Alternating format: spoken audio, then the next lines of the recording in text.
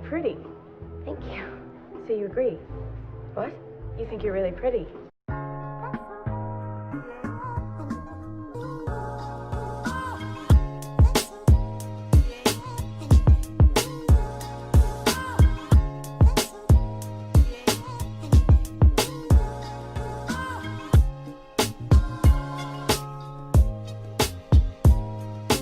Hello everybody, welcome back to my channel. I hope you're doing well.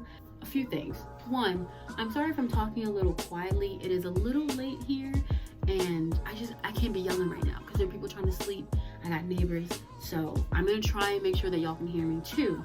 This video is gonna be long. I already know that because this is my 4th or 5th time trying to record it and I keep getting overwhelmed by how long the footage is. So I'm a little on edge, but it's fine. It's fine. We're good. 3. Oh, I don't think I had a 3rd point. Okay, so let's just jump into it. If you were new, hi. I promise I'm not this zany usually. Sure, Jan.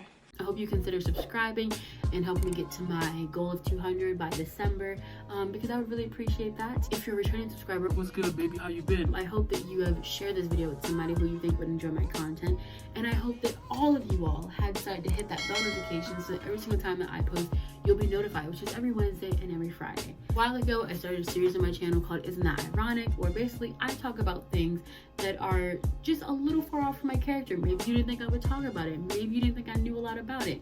But I be knowing things. So the first episode I talked about skincare, which if you can't tell, she doesn't have the most perfect skin, and that's okay. That's fine.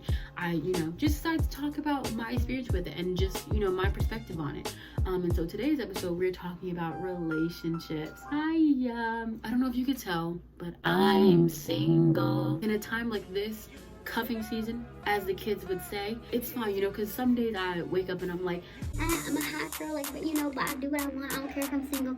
and other days I wake up and the first thing on my mind is I'm listening to Drake's saddest song today and I'm just gonna be sad. And it's okay. That's just how I cope with things, right? What's not okay is when I get on Instagram and I see not 1, not 2, not 3, not 4, 5, 6, or 7, but 10 relationship posts in a row. Instagram support, I need to talk to somebody because there was a crime committed against me and I need it to not happen again. Here's the thing. Far be it from me to be the Debbie Downer of everything, to be the jealous Jenny of it all. It's just, it can be a lot sometimes, and everyone's, booed up and whatnot, and you're just sitting here like, am I ugly? Do I smell bad? Am I actually like a terrible person and no one told me? Let's start with the base, right? Like, what is a relationship? It's when you decide with someone you're attracted to, someone you're romantically involved with, and you're like, yo, I like this. This seems to be working for both of us. We're both really, we're vibing really well. Let's do this. Let's do this with our lives, with our feelings, with our personalities. Let's just do this, right? I thought it'd be fun if I recounted my relationships in my life. Similar to what I did in the skincare video. I talked about my relationship with skincare, and now I'm going to talk about my relationships with relationships. Because even though I'm single now, I've had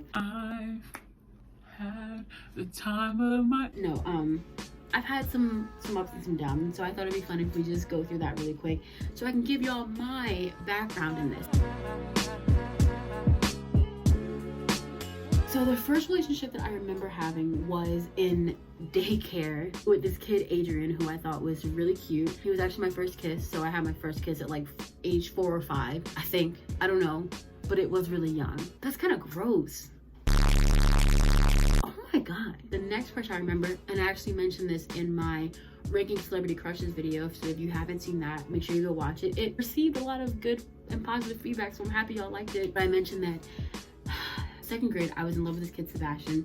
He was the cutest boy in our class, and he liked me. He made me his girlfriend. So I, was dating in the 2nd grade or whatever. He was so cute. He was just the it boy. And like we would just like hold hands at lunch, and like in class we would do group work. Like we would work together, and it was really cute. I miss him.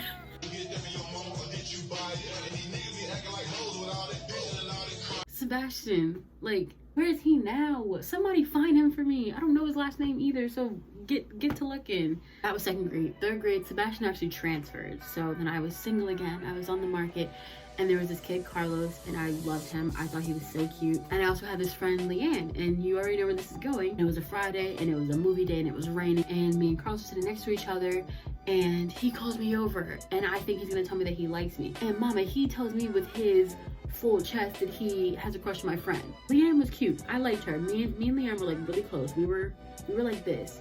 But I liked him and he liked her. So that was my first heartbreak. Y'all, I remember being sad that day. I remember being sad. It happens. It happens. It's okay.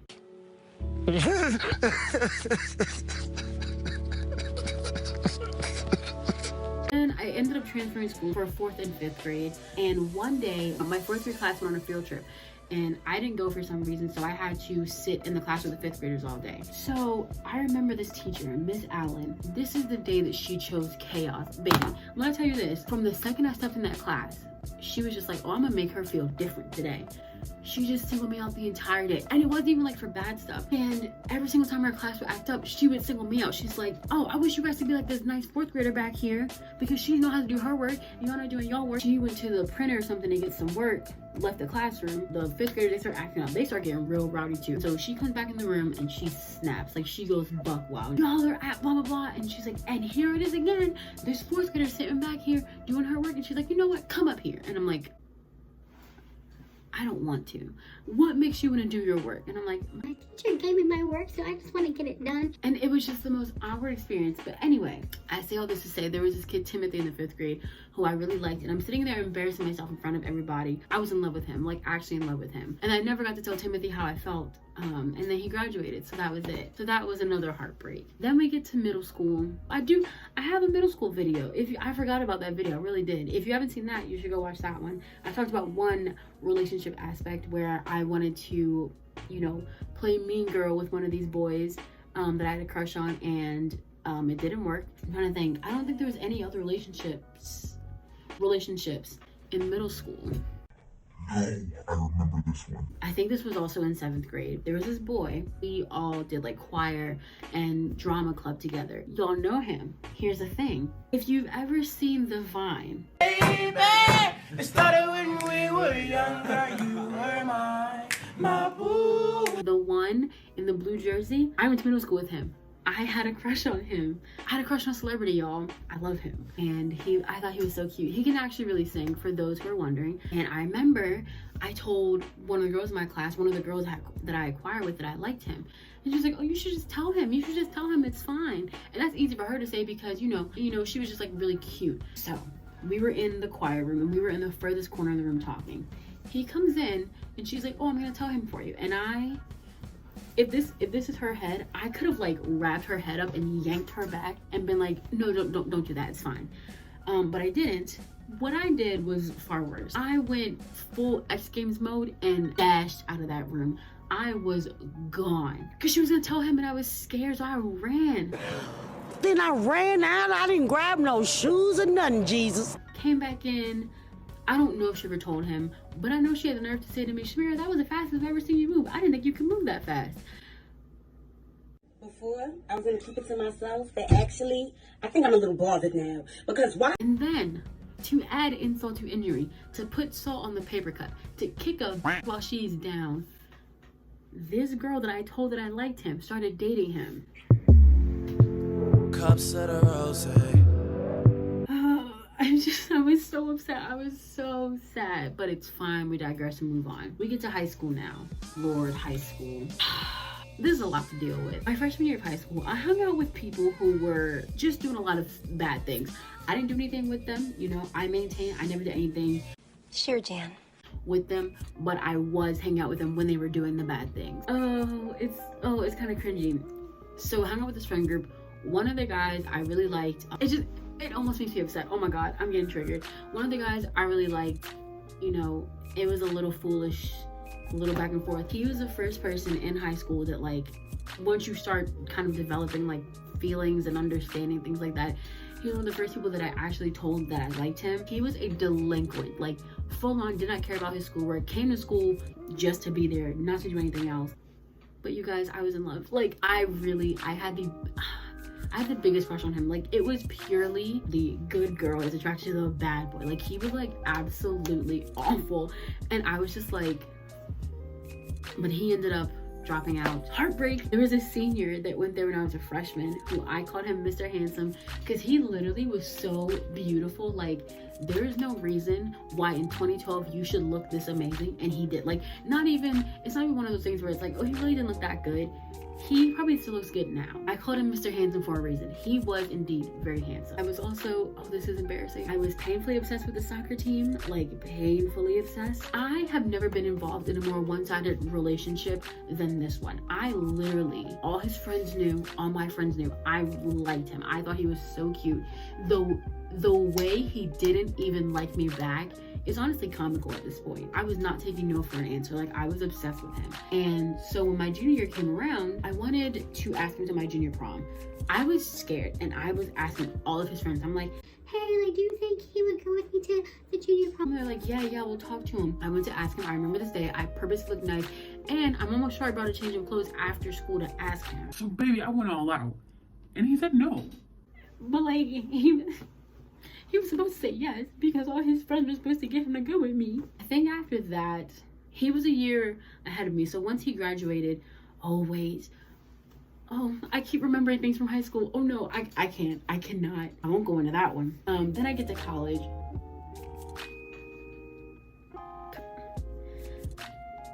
Oh, you know what I'm starting to realize is that as I get later in these stories, I realize how much I don't want to talk about these stories because they're very recent still, and I didn't realize how much they still kind of sting a little bit. I will sum up college by saying that I think I went through all the typical college aspects. You know, you have some situationships, you have some awkward situations at a party.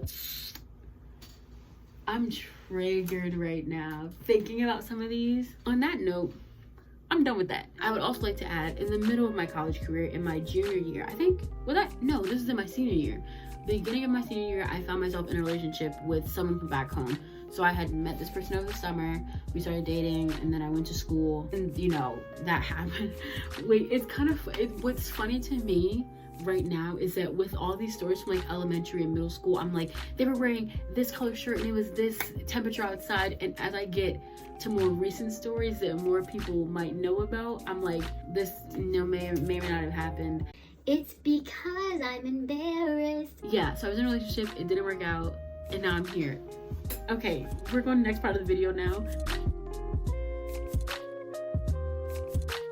I gave myself a headache. When I was putting together this video, I didn't really know what I wanted to talk about, right? Because relationships, there's so many different aspects you can talk about, you know? Relationship standards from different generational views. You can talk about relationship standards based on what you see on social media. There's so many different aspects to talk about, and so I didn't really know how to direct it. So on my Instagram, I decided that I would leave it up to you guys to ask me some questions, and I got a lot back. It looks like maybe about like 20 questions. So we're just gonna run through these.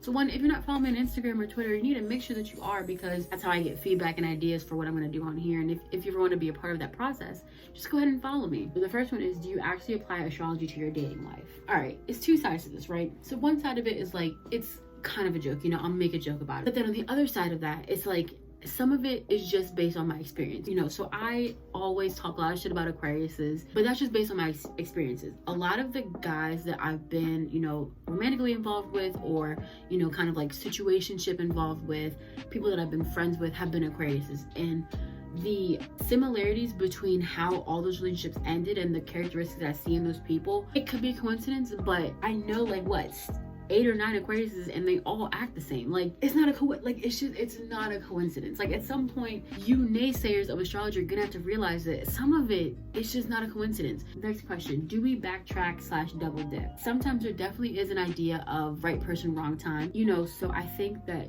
sometimes you can kind of like backtrack, double dip, if you will, but you just have to remember the first note that you guys left off on. So if you felt completely disrespected and like disregarded, then no, we don't backtrack and double dip. But if it was just like y'all fell out and it wasn't too bad, then why not? You know, why not give people another chance? In your opinion, what's the best way to start a relationship? Friends with benefits, dating, or friends?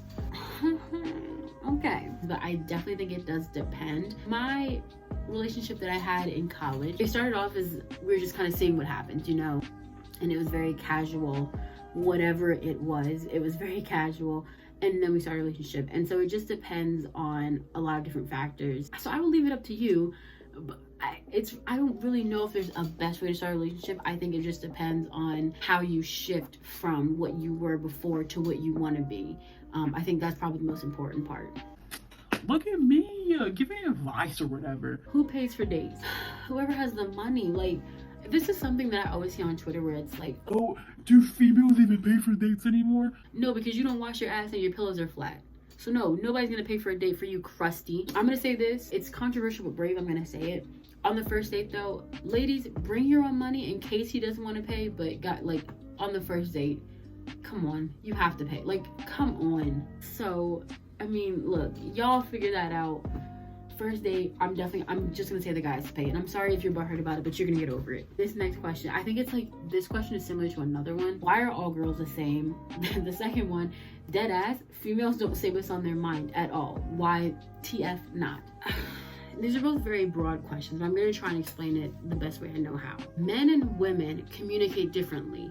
Women seek to create bonds and make relationships, and men kind of seek to challenge and kind of take control of the situation. Maybe women won't always say what's on their mind. This is just based on what I've learned.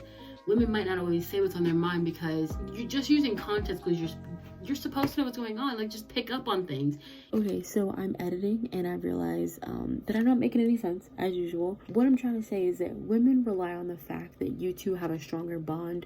So it's almost like certain things don't need to be said, you know? So it's like, if I can't even think of an example, and I'm not going to try to because this doesn't need to be also long because this video is already long. They just expect you to pick up on certain things because y'all are like that. You feel me? You feel me? Women might not say what's on their mind because if you've known them for a while, then it's like you should kind of know what's bothering them. It's like, I know it sounds very backwards and like not the way it should be, but that's just kind of the truth. Why are all girls the same? Baby, I don't know, because they're not. So I don't know what to tell you. I would have to get more specifics on this. The same question could be flipped. Why are all men the same? You know? So I don't know what to tell you. I tried. I don't know what to tell you. Boo, not boo / situationships. How the do you tackle that? You don't. It consumes you. Look, here's something that I wish someone would have told me. I'm not saying this to be harsh to you, but if they wanted you, it would happen already.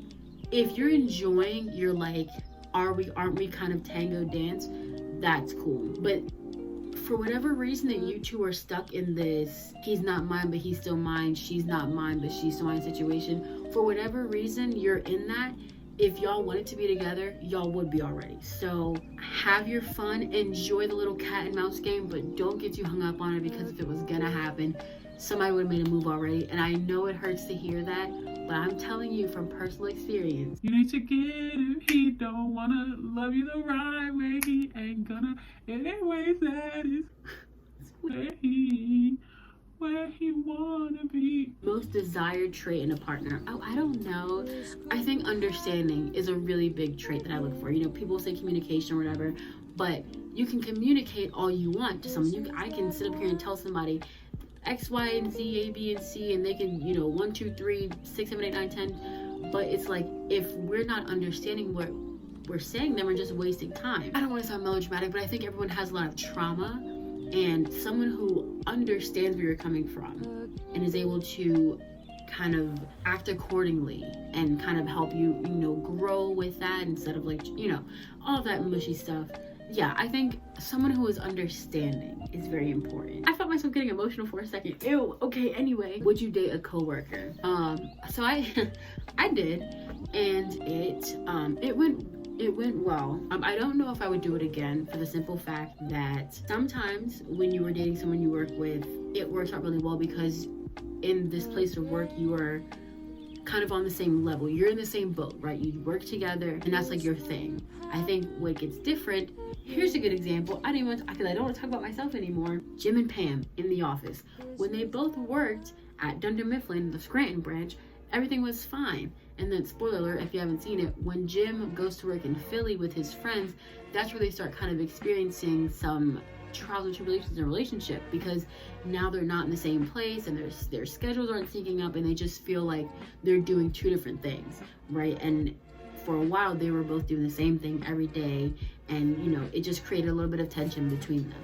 And so I feel like you can date a coworker, but that is a very real possibility is that if something happens where y'all are gonna end up, you know, kind of moving away and having less time for each other, that is a very real possibility. And that is what happened in my relationship, but it's fine, it's fine. Worst date I've ever had. So I got all dressed up, you know, because I wanted to look nice. So I got all dressed up, and then he was super late. And I'm not talking like 30 minutes late. He was like 2-3 hours late. I should have just like gone to bed, just be like, no, don't even come over. Like, you were too late. But I really wanted to go out because I'd already gotten dolled up and everything, and I was just like, I need to go out. So he ends up picking me up. Then he's on the phone with his friend in the car the entire time. From my house to his house, which is about 25 minutes, he's just on the phone. He did say he was sorry, but I'm just like, you're late and then you're on the phone, cool.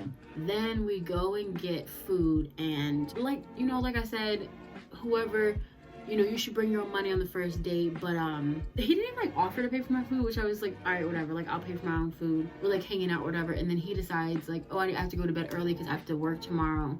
I have to work at 6. Mind you, he didn't pick me up until like 11. It just, I didn't have fun. Like, that was not fun at all. And then I ended up sleeping my makeup at his house because he's like, I can't take you home because I'm too tired. And I didn't have enough money to take a bus home, or like a Lyft or an Uber home. Yeah, no, that was not fun at all. I did not have fun. That is all the questions. We are finally done with this video. Yes, I did that. And you would do it too for a check. I was an employee. And I was going to get employee of the month. And that's on period.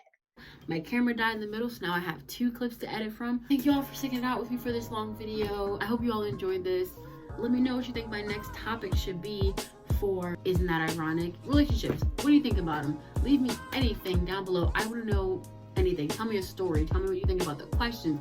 Ask me a question. I can answer it back in the comments. Get real interactive, get real crazy, go stupid, go crazy in the comments below. If you don't have anything to say, that's fine. I'm not gonna force you to talk. I'm not gonna be one of those teachers. I'm not gonna force you to talk. Just make sure you give this video a big thumbs up down below.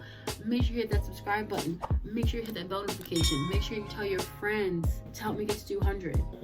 Cause I would appreciate you. Thank you all so much for watching. I hope you take care of yourself out there. It is the weekend, so make sure you take part in some TLC. That's tender loving care for yourself. I love you. I appreciate you. Know your self-worth. Trust your gut feeling. And I will see you all very, very soon. Ooh.